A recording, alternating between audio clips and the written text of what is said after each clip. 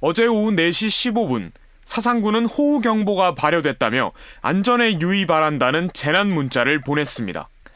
하지만 60대 여성이 학장천 산책로에서 실종됐다는 신고가 들어온 시간은 40분이 앞선 오후 3시 35분쯤입니다.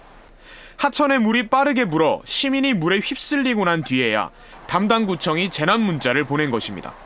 학장천 산책로 통제는 제대로 이루어졌을까?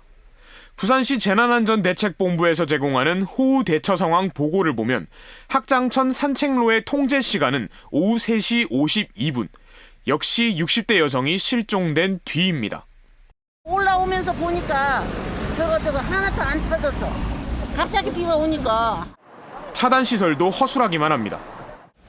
출입로에는 별도 차단 시설 없이 안전띠와 사슬만 있는데요. 이 사슬마저도 걸 곳이 없어 안전띠로 임시로 묶어놓은 모습입니다. 현재 부산에서 출입할 수 있는 시내 하천 29곳 가운데 자동 출입 차단 시설이 있는 곳은 금정구와 동래구에 걸쳐 있는 온천천밖에 없습니다. 나머지 소규모 하천은 사고가 난 학장천처럼 사실상 차단 시설이 역할을 하지 못하고 있습니다. 하지만 이번 순환 사고에 대해 사상구는 주말 큰 비가 예보돼 지난주 금요일부터 차단 시설을 설치했지만 사고를 막지 못했다고 해명했습니다. KBS 뉴스 김옥천입니다. 지난주 부산에는 호우특보가 내려져 온천천 산책로의 출입이 한때 금지됐습니다. 상습 침수 구역의 통제는 어제 오늘 일이 아닌데요. 그런데 이 출입금지 팻말에도 버젓이 자전거를 타거나 또 산책하는 모습들이 포착됐습니다.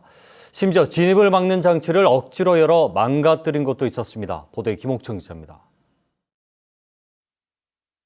호우특보가 내려진 지난달 28일, 자치단체는 새벽 1시 36분 온천천 산책로 전 구간을 통제한다는 안전안내 문자를 보냈습니다. 3시간 반쯤 뒤 여전히 진입금지 차단 울타리가 내려와 있던 시각. 차단 울타리 안으로 자전거를 타는 모습이 보입니다. 산책로를 걷는 모습도 쉽게 눈에 띕니다. 동래구청은 출입로 쪽에 사슬이나 안전띠를 둘러놓았지만 역부족이었다고 말합니다. CCTV를 보면서 이제 출입하시는 분이 계시면은 방송을 이제 해서 좀 나오시라고 안내는 드리는데 실질적으로 거기 강제 이제 대피를 하게 하거나 할 수는 없기 때문에. 차단 시설이 있는 곳은 어땠을까? 금정구는 지난해 폭우 때 온천천 산책로 출입을 막기 위해 5억 원을 들여 원격 통제할 수 있는 출입 차단 시스템을 39곳에 설치했습니다. 그런데 이번 오후 때 이 가운데 3개가 고장난 것으로 확인됐습니다. 침수 우려 시 출입을 막기 위한 시설인데요. 시민들이 강제로 문을 열려고 해 고장이 났고 지금은 수리 중인 상태입니다. 금정구는 고장 사고가 잦다며 주의를 당부했습니다. 힘으로 이제 밀고 이렇게 들어가려고 하다 보면은 파손되는 그런 부분이 있습니다. 그래서 이제 그런 부분은 좀 유의해 주시고요. 비가 오면은 사실 온천천에 안 가시는 게.